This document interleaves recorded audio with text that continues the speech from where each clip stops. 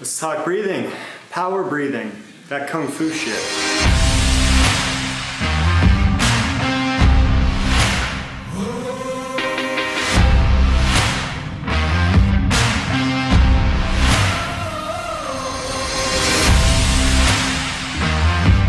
All right, so I get these questions on breathing. Now look, this is a deep, deep topic, one that I've spent quite a long time invested in learning and developing for myself. My system, Weightlessness, a mind-body peak performance system, certainly has categories of breathing that I put within the meditation pillar of training. A lot of those are geared more toward kind of oxygen uptake and utilization, mental control over the nervous system, things like this. But your ability to essentially reduce stress, focus the mind, and live in the present, right? A lot of these cool things that define kind of a weightless moment in life. But if we're looking about performance stuff, power-centric breathing and stamina-based breathing, this is a different game. Now, these are the types of techniques that you will implement in the activities themselves, right? And it's important that we relegate these to different domains, because some of the stuff that we will do in training helps cultivate certain types of skills and capacities in the body that then transfer later into performance. But there are some types of breathing that are exclusive to performance that are super beneficial. So, what might these look like? So in weightlifting, there is a breathing technique called the Valsalva maneuver, presumably named after some guy named Valsalva. It's a very simple technique, and it's what everybody does the first time they lift something heavy. Big, deep breath into the abdomen, diaphragm expands, abdomen expands, tightens and constricts, and then the lift occurs with the expunging of air at the very top or at the end of the lift. Now, some people are worried about this kind of breath pattern because it will, as it might seem, raise blood pressure temporarily within that exercise. And if you're not at all trained, there could possibly be a little bit of risk. But if you are highly trained, and if you watch any high performance athletes and Olympic weightlifters, you're going to see this all over the place. A lot of people will use this kind of breathing mechanism, and it transfers to every other type of power-based performance. But let me explain the mechanics a little bit.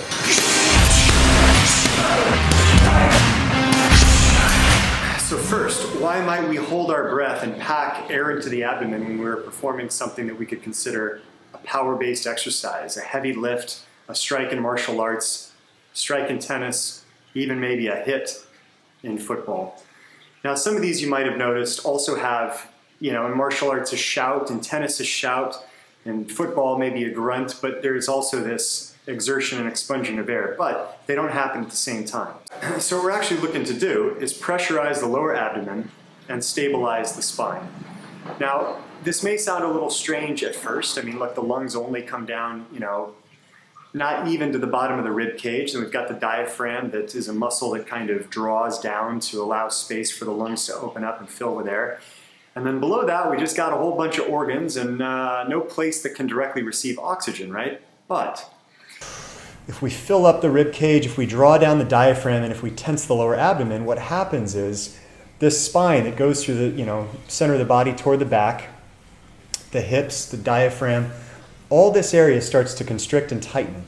Okay, and once we do that, the spine is now stable, and there's a concept called irradiation of force that if you guys have read any of Pavel Tsatsulin's books, I actually don't know in how many he talks about it, but in one or two he does talk about it, because it's an old martial arts phenomenon, and it's a principle that is super useful in power-based movement. But the principle is pretty simple. Once you're able to tighten the core, then you're able to irradiate or move that power, that energy out through the extremities, right? So as soon as the hips are too loose and the spine is loose, and you have to exert something forceful, like a bench press, like a deadlift, what happens? Well, the back breaks, the shoulders give out, you don't have any place left to push from, right? It's about this stable base at the center that allows us then to exert force throughout the entire frame.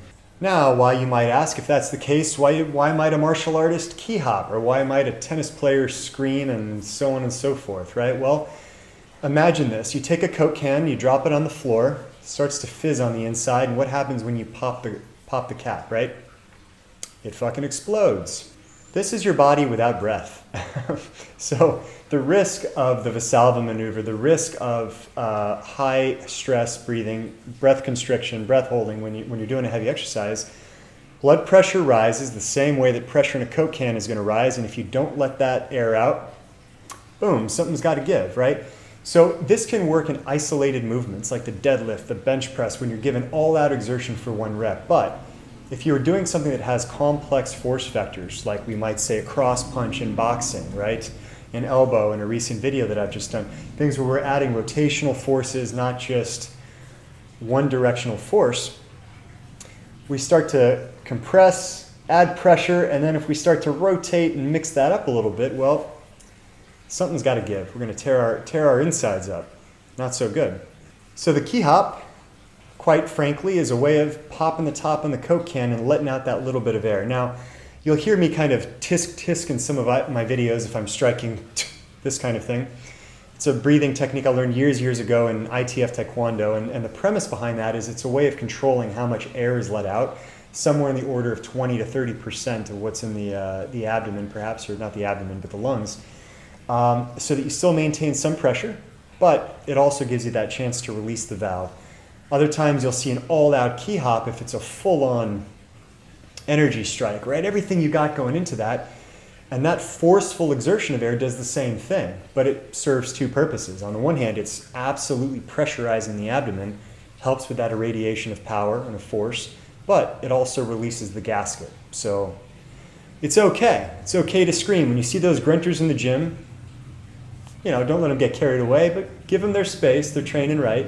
Same thing in martial arts. This is why we do need to be concerned with those breathing techniques. Now you notice that technique, just like I mentioned, is actually abdominal breathing. Abdominal breathing is not just for the meditative arts. We actually do need to practice it within the striking arts and within a lot of other power-based and even endurance-based exercises, which brings me to the next point, breathing for endurance.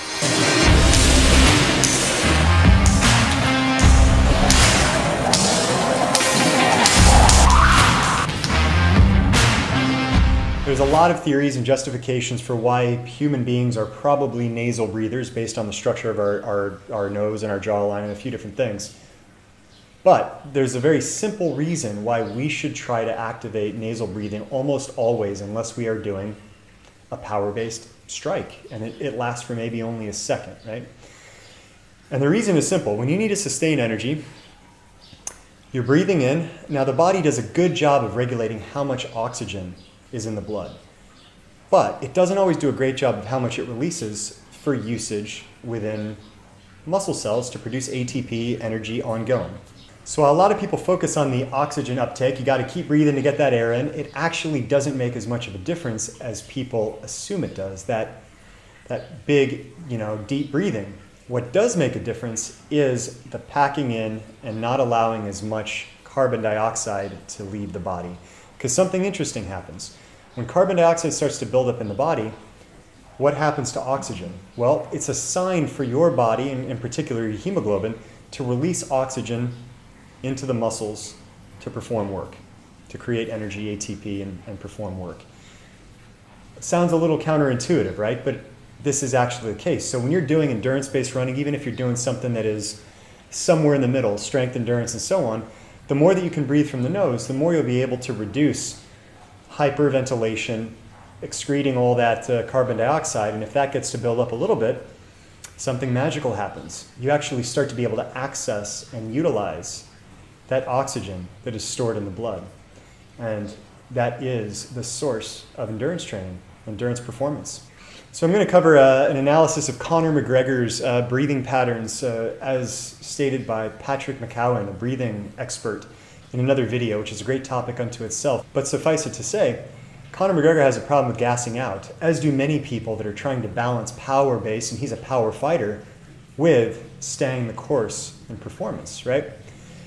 He's a mouth breather, and you'll see this when you watch his fights. He rarely starts to struggle in rounds 4 and 5, almost always. It's not just because he doesn't do enough cardio. He does a lot of cardio. It's because he can't control that release of energy over time. So if you're on the treadmill, hitting your jump rope, doing your sparring, try to keep the mouth closed, breathe from the nose, and only as needed, like pull in and exert for that short burst, but then we'll get right back to it.